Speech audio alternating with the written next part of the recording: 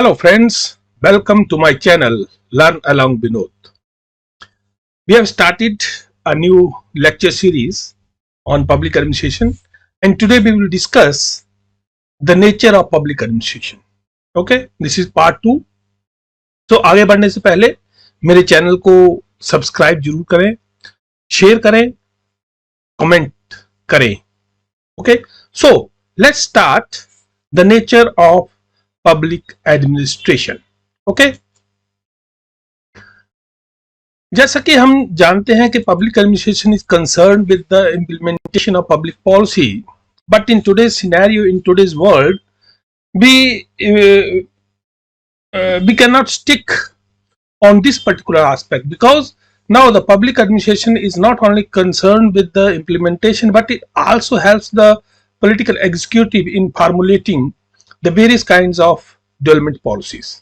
Okay, so nature को समझने के लिए हमें थोड़ा सा पहले जो मीनिंग है नेचर का उसको भी थोड़ा सा जान लेना चाहिए, तभी हम नेचर को डिस्कस कर पाएंगे. The true meaning of the nature of any subject is the conceptual explanation with its main features, characteristics, thematic nature, which can explain the natural nature of that subject. मतलब ये के विशेषताओं, लक्षणों और विषयगत जो स्वभाव है, ठीक है,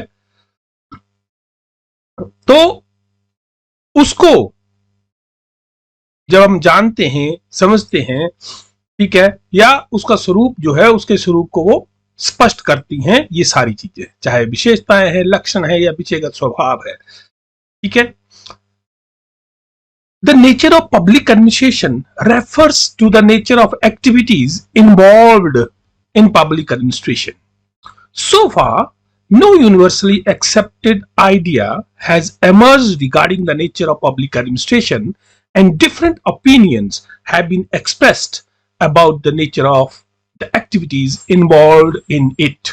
ठीक है, क्योंकि जैसे कि हम जानते हैं कि पब्लिक एडमिनिस्ट्रेशन की डेफिनेशंस है या मीनिंग के ऊपर भी अलग अलग विचार है, तो इसी तरह से जब हम नेचर की बात करते हैं तो कोई यूनिवर्सली एक्सेप्टेड आइडिया नहीं है. ओके, क्योंकि अलग अलग थिंकर्स, अलग अलग स्कॉलर जो है वो इसको अलग अलग तरह से देखते हैं, अलग अलग तरह से डिफाइन करते हैं. ठीक है, बट अगर हम ब्रॉडली देखें तो there are two main beliefs regarding the nature of public administration, और वो कौन कौन से हैं. एक है आपका मैनेजरियल एंड इंटीग्रेटेड अप्रोच, प्रबंधकीय और एकीकृत दृष्टिकोण, और दूसरा है आपका साइंस और आर्ट अप्रोच, विज्ञान या कला दृष्टिकोण. तो आइए हम एक एक करके इन दोनों दृष्टिकोणों को देखते हैं कि ये कहते क्या है पब्लिक एडमिनिस्ट्रेशन के नेचर के बारे में. ठीक है, सबसे पहले हम करते हैं इंटीग्रल एंड मैनेजरियल अप्रोच को. एकीकृत और प्रबंधकीय दृष्टिकोण में सबसे पहले हम इंटीग्रल अप्रोच जो है उसको देखते हैं.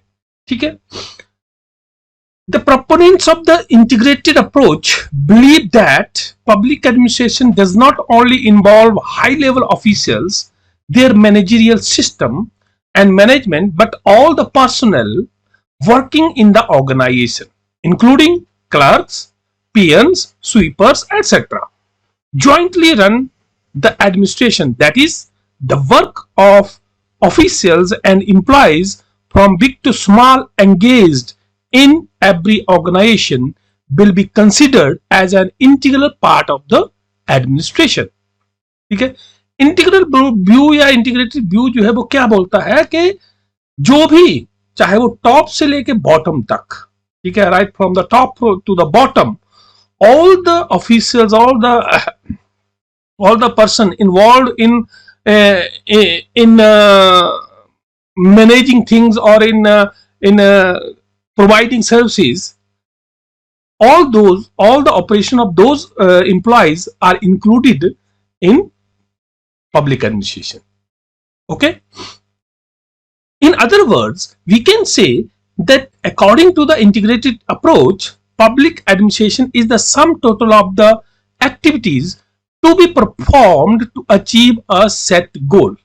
ठीक है, मतलब ये कि हम ये कह सकते हैं कि जो इंटीग्रल अप्रोच है वो ये बोलती है कि जितनी भी एक्टिविटी हो रही है, क्रियाएं हो रही हैं, की जाती हैं, चाहे वो टॉप से लेकर बॉटम तक जितने भी पर्सनल हैं, ठीक है, जितने भी ऑफिसर्स हैं, ठीक है, चाहे वो ऑफिसर्स हैं, क्लर्क्स हैं, पीएम्स हैं, स्वीपर है, क्योंकि वो लगे हुए किस काम में, काम एक किसी सेट ऑब्जेक्टिव को अचीव करने के लिए, ठीक है।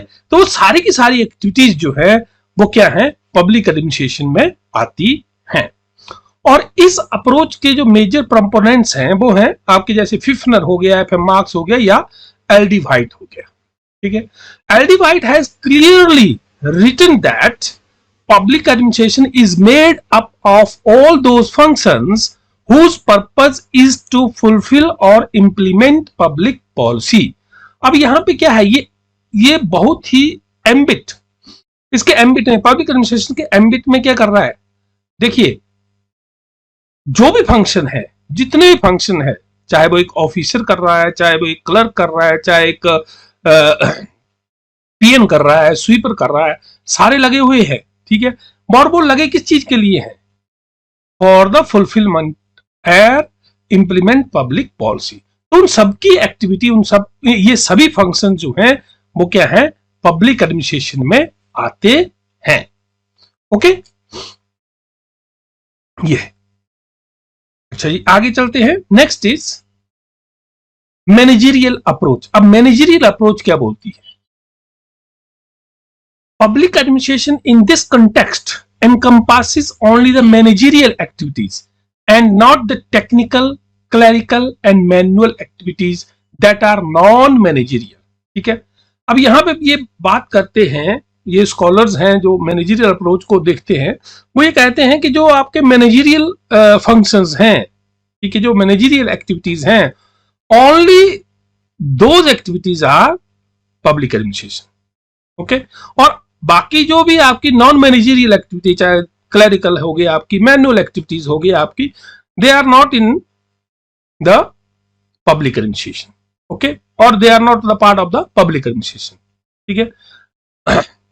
और ये जो मैनेजरियल अप्रोच के जो प्रोपोनेंट्स हैं वो ये बिलीव करते हैं that the nature of public administration is concerned only with taking high level administrative decisions, ensuring practical implementation of policies and laws, maintaining control and order in administrative organization, and planning and financial management that is responsible in the organization, okay। मतलब ये कि जो high level पे जो काम हो रहा है, सिर्फ टॉप लेवल पे, ठीक है, जो भी टॉप लेवल पे काम हो रहा है, डिसीजन मेकिंग का, पॉलिसी डिसीजन मेकिंग का काम जो हो रहा है, किसी पॉलिसी को इंप्लीमेंट करने के लिए, लॉ को इंप्लीमेंट करने के लिए, केवल वही जो है वो क्या है, एडमिनिस्ट्रेशन उनसे ही कंसर्न है, बाकी चीजों से नहीं, ठीक है। इसमें जो आपके लूथर गुलिक, साइमन स्मिथ मर्क हो गए, थॉमसन हो गए, ये सारे के सारे इस मैनेजरियल व्यू पॉइंट्स को क्या करते हैं, होल्ड करते हैं, ठीक है, और सपोर्ट करते हैं, ओके। लूथर गुलिक क्या कहते हैं, लूथर गुलिक कहते हैं कि the responsibility of administration is to get the work done to fulfil the set objectives, ठीक है। तो यहां पे क्या बोल रहा है कि जो एडमिनिस्ट्रेशन की रिस्पॉन्सिबिलिटी है, उत्तरदायित्व तो क्या है कि काम को करवाना है, ठीक है, या जो सेट ऑब्जेक्टिव है उनको अचीव करना है, ठीक है, okay. That is according to this the person who is associated with the rule making process, means decision making process, and the managerial department are kept under the managerial approach, okay. मतलब ये कि जो managerial activities हैं, only that activities are public administration, okay. Come to the next one. With regard to the nature of public administration, neither the integral view nor the managerial view is without any flaws, ठीक है। The integral approach seems to be more rational because in reality the nature of public administration is more related to public service. Apart from this, the managerial approach is also unable to differentiate between public administration and private administration. अब यहां पे क्यों? अब जब हम बात करते हैं कि पब्लिक और प्राइवेट एडमिनिस्ट्रेशन में डिफरेंशिएट नहीं कर पाती है, क्योंकि अगर हम मैनेजरियल एक्टिविटीज को ही पब्लिक एडमिनिस्ट्रेशन माने तो यही मैनेजरियल एक्टिविटीज तो आपकी प्राइवेट में भी होती है। तो how we can differentiate public from private administration? Okay, then managerial activities are easily visible in any organization, but in public administration, various types of public welfare social services provided by the government, planned economic development, peace and order, security of the nation, public grievance redressal, and establishment of human dignity, etc., which are mainly performed by subordinate personnel. ठीक है, अब यहां पे बात ये आती है कि बहुत सी चीजें करता है पब्लिक एडमिनिस्ट्रेशन। ठीक है, पब्लिक वेलफेयर से लेके इकोनॉमिक डेवलपमेंट की बात कर लो, लॉ एंड ऑर्डर की बात कर लो, आप राष्ट्र की या देश की रक्षा की बात कर लो आप। ठीक है, कोई ग्रीवेंस है पब्लिक की, उसको भी रिड्रेस करना है। ठीक है, और ह्यूमन डिग्निटी को बनाए रखना। ठीक है, ये सारे के सारे काम कौन करता है? पब्लिक एडमिनिस्ट्रेशन करता है, और थ्रू सबऑर्डिनेट पर्सनल्स। ऐसा नहीं है कि जो ऊपर बैठे हुए लोग हैं सिर्फ वो ही करते हैं। उनका काम तो क्या है? डिसीजन मेकिंग, और उन डिसीजन को कौन इंप्लीमेंट कौन कर रहा है? जो आपके लोअर लेवल पे जो एम्प्लॉइज हैं, चाहे वो क्लर्क हैं, कोई भी है। ठीक है, they are implementing in reality. Okay, so all these things are under the ambit of public administration. Okay, और in modern public welfare states, public welfare on a formal basis is the nature of public administration. ठीक है, क्योंकि आजकल के समय में, क्योंकि आपको पता है कि पब्लिक, वैसे तो कहा जाता है कि वेलफेयर स्टेट्स का कंसेप्ट जो है बहुत ही नया है, लेकिन एज एन इंडियन हमें ये बात हजम नहीं हो रही है। खासकर मुझे तो नहीं होती है। क्यों नहीं हजम होती है? क्योंकि हमारे भारत के लिए, हमारे इंडिया के लिए ये कोई नया कंसेप्ट नहीं है। ये नया कंसेप्ट क्यों है? क्योंकि हमें किसने बताया? वेस्टर्न ने बताया। जो वेस्टर्न thinkers हैं, they told us and we are following those western thinkers. ठीक है, अगर हम देखिए अर्थशास्त्र की बात करता हूं मैं यहाँ पे। अर्थशास्त्र जो कौटिल्य ने लिखा है, उसमें आता है बहुत इंपॉर्टेंटली कि उस समय से हमारे, उससे पहले से, अगर हम रामायण की बात कर लें आप। ठीक है, रामायण में राम राज्य की बात होती है, वहां पे लोगों की क्या है? लोगों के वेलफेयर की बात होती है, उनको उनके न्याय की बात होती है, उनको कैसे सुखी रखा जाए उसकी बात होती है। अर्थशास्त्र में कहा भी गया है, ठीक है, in the happiness of its subject lies the happiness of king. ठीक है, मतलब ये कि अगर प्रजा सुखी है तो राजा सुखी है, और प्रजा दुखी है तो राजा दुखी है। तो ये वेलफेयर स्टेट का जिस तरह से हवा बनाया हुआ है हमारे पब्लिक एडमिनिस्ट्रेशन में, और खासकर जो हम जैसे, हमारे जैसे जो क्या कहते हैं उसको, स्टूडेंट्स हैं, हम फॉलो करते हैं वेस्टर्न थिंकर्स को, कि वेस्टर्न थिंकर ने या वेस्टर्न कंट्रीज ने बोल दिया कि ये चीज ही नई है, ये बिल्कुल नया कंसेप्ट है। लेकिन हमारे लिए नया कंसेप्ट नहीं है। हाँ, ये नए रूप में आया जरूर है, मतलब ये इसको दोबारा से जीर्णोद्धार हुआ है भारत में। क्योंकि पीछे हमारा क्या है, हम बहुत सालों तक क्या रहे, हम बहुत सालों तक क्या रहे, सबजुगेट रहे। ठीक है, और औरों के शासन के नीचे रहे। उस समय क्या था, उस समय ये वेलफेयर स्टेट की बात हो ही नहीं रही थी, इसलिए उस समय के लिए वो दब गया था। लेकिन दोबारा से भारत में दोबारा से उभरा। ठीक है, तो पुनर्जन्म हम बोल सकते हैं, ऐसा नहीं है कि नया कंसेप्ट हमारे लिए नहीं है। ओके, तो इस तरह से जब हम वेलफेयर स्टेट की बात करते हैं तो यही नेचर है पब्लिक एडमिनिस्ट्रेशन का, providing services to the people. ठीक है, along with maintaining law and order, security, etc. Okay, so M.E. DeMock and L.W. Koning have summarized the position in this way. ठीक है, कि आपका जो मैनेजरियल व्यू है, integral view की बात कर रहे हैं, तो उसके बारे में इन्होंने लिखा है कि as a study, public administration examines every aspects of government's efforts to discharge the laws and to give effect to public policy. ठीक है, मतलब ये कि लोक प्रशासन जो है कानूनों के जो निर्वहन है और सार्वजनिक नीति को प्रभावी करने के लिए सरकार के प्रयासों के हर पहलू की जांच करता है। ठीक है, एज ए प्रोसेस और एक प्रक्रिया के रूप में क्या है, it is all the steps taken between the time and enforcement agency assumes a jurisdiction and the last brick is placed, but includes also the agency's participation, if any, in the formulation of the program in the first place.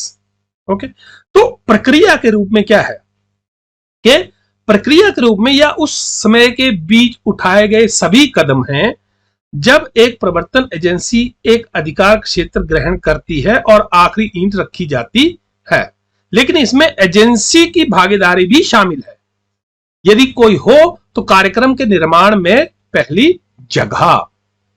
ठीक है, और तीसरा है as a vocation, एक व्यवसाय के रूप में, it is organising and directing the activities of others in a public agency.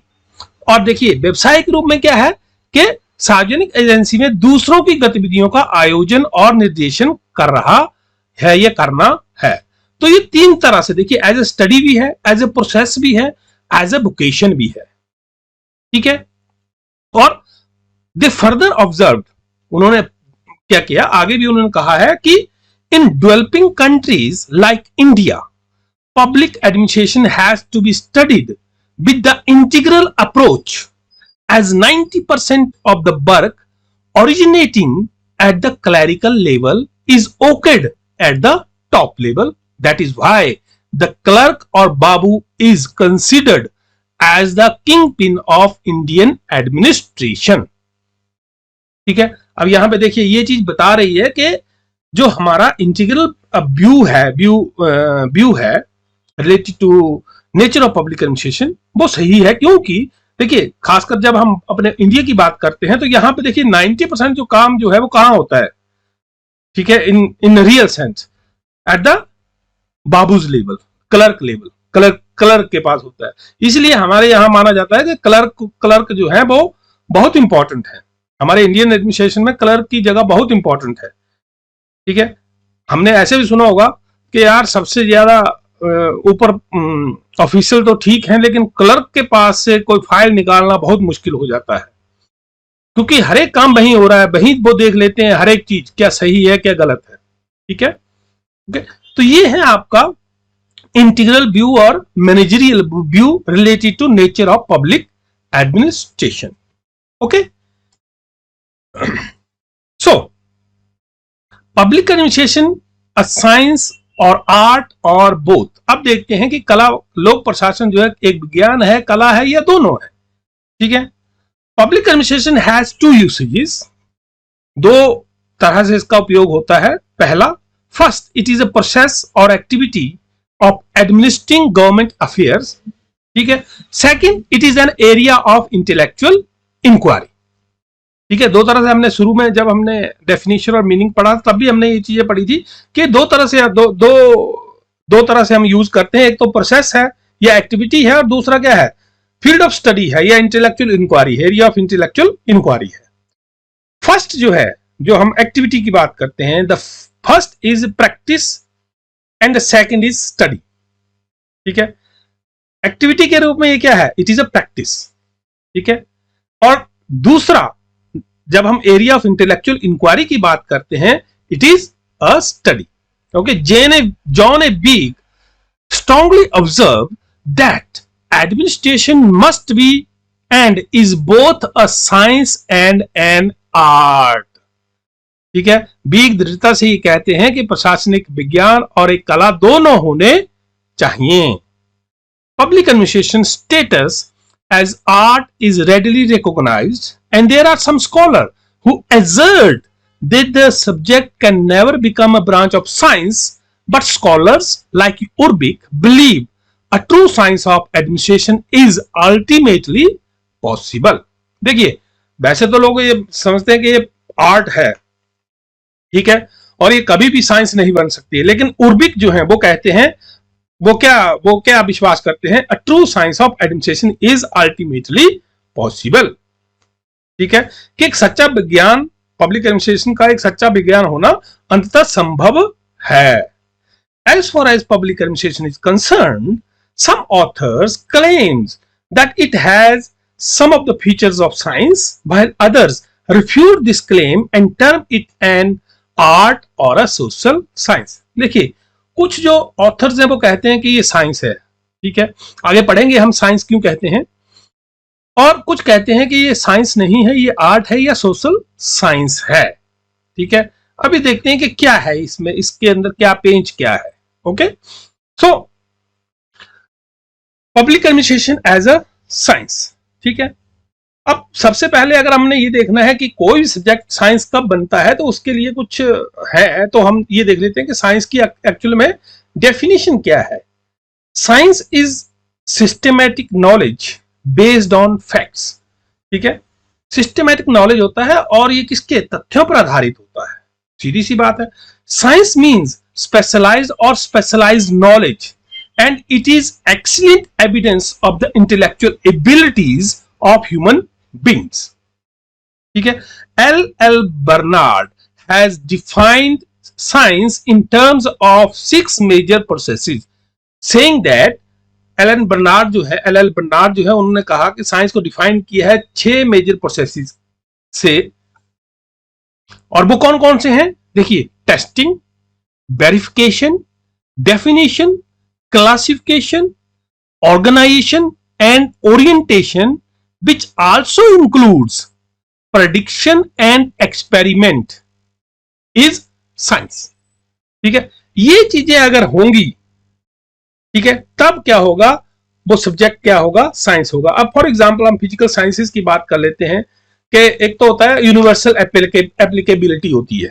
Importantly ये बहुत इंपॉर्टेंट है कि साइंस में जो भी है थ्योरी है वो यूनिवर्सल एप्लीकेबिलिटी होती है। फॉर एग्जांपल अगर मैं बात करूं कि H2O, अगर मैं यहां पे भारत में 2 भाग हाइड्रोजन और 1 भाग ऑक्सीजन मिलाऊं तो वाटर बनेगा। ठीक है, यही चीज मैं अगर जाके अमेरिका में, दूसरी तरफ जाके अमेरिका में करूं सेम, तो वहां पे भी क्या बनेगा, वाटर ही बनेगा।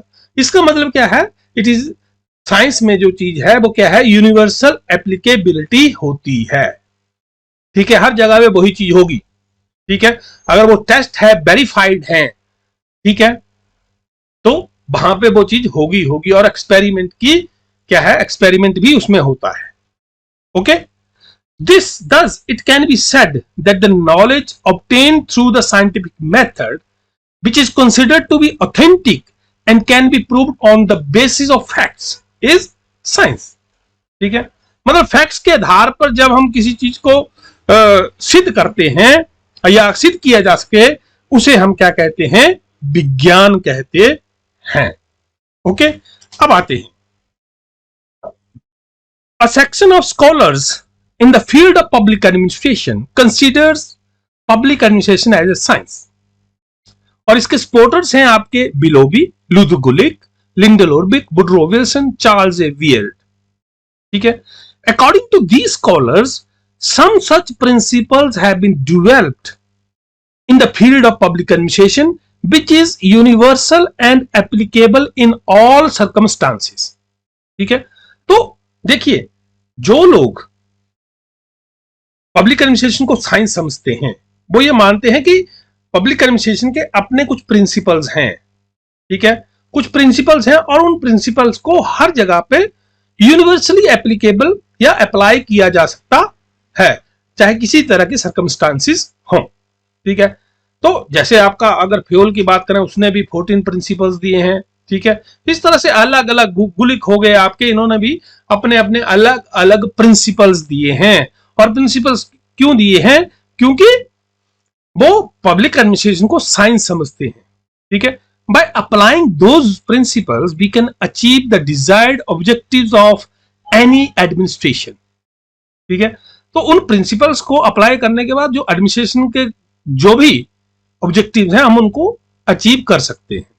अकॉर्डिंग टू बिलोबी, बिलोबी क्या कहते हैं, Administration also has some fundamental principles corresponding to the characteristics features of science. ठीक है, तो वो क्या कहते हैं, बिलोबी कहते हैं कि प्रशासन में भी विज्ञान के विशिष्ट लक्षणों के अनुरूप कुछ मूलभूत सिद्धांत हैं. जैसे साइंस के अपने प्रिंसिपल्स हैं, उसी तरह से पब्लिक एडमिनिस्ट्रेशन के भी अपने प्रिंसिपल्स हैं.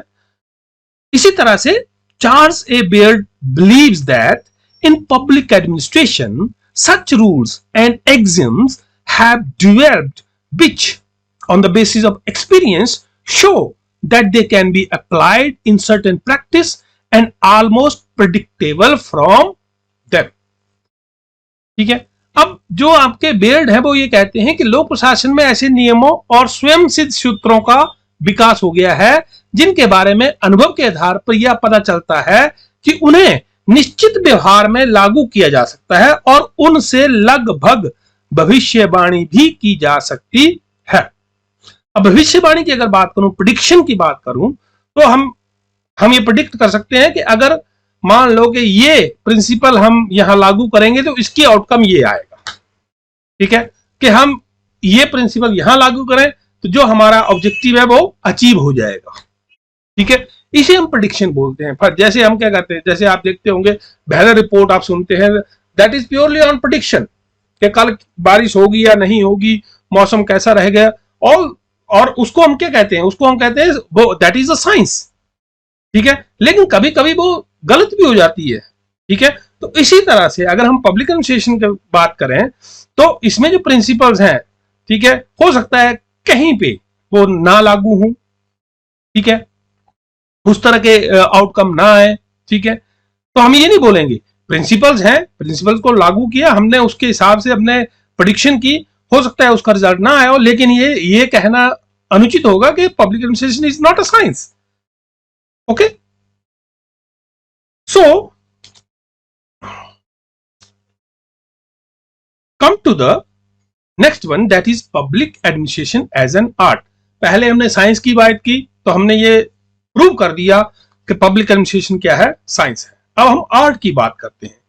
ठीक है, तो अब यहां पे भी हम थोड़े जोर से आर्ट के हिसाब से ही बात करेंगे. तो यहां पे देखिए, सबसे पहले हम आर्ट को देख लेते हैं. According to the dictionary, art is the skill और human efficiency of doing something by means of knowledge and practice. कला क्या है? ज्ञान और अभ्यास के जरिए किसी कार्य को करने की दक्षता या मानवीय कार्य क्षमता है. ठीक है, all arts flourish with training, practice and proper guidance. ठीक है, प्रशिक्षण, अभ्यास और समुचित मार्गदर्शन से सभी कलाएं निखरती हैं.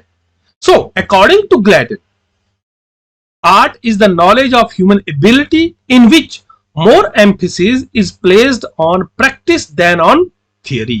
ये इंपॉर्टेंट है. ठीक है, अब देखिए, कोई चीज आपने थियोरेटिकली बना के रखी, ठीक है, आपने बना लिया अच्छी से अच्छी, अगर आप उसको इंप्लीमेंट नहीं करेंगे, प्रैक्टिस में नहीं लाएंगे तो उसका कोई फायदा नहीं है. ठीक है, ठीक है ना. तो यही बात पब्लिक एडमिनिस्ट्रेशन के साथ भी है. पब्लिक एडमिनिस्ट्रेशन में बहुत सी चीजें आपने बना के रखी, चाहे आपने प्रिंसिपल ही बना के रखे, अगर आप उसको इंप्लीमेंट नहीं करेंगे, प्रैक्टिस में नहीं लाएंगे, और प्रैक्टिस में लाना मतलब that is an art. How to bring a particular principle in practice, that is art. So public administration is a art. Okay, so according to another class of scholars, public administration is an art. Ordbury and Gladden are strongly supporters of this idea. In the words of Ordbury, administration is a beautiful art. ठीक है, प्रशासन एक बहुत सुंदर कला है. These thinkers believe that public administration in functional form is an art. ठीक है, फंक्शनल फॉर्म, क्रियात्मक रूप में, ठीक है, जब फंक्शन करता है public administration, then it is an art. Okay, and administrators like Akbar, Napoleon, Samudragupta, Ashoka etcetera have proved this because without any administrative knowledge और training they all prove to be very good administrators.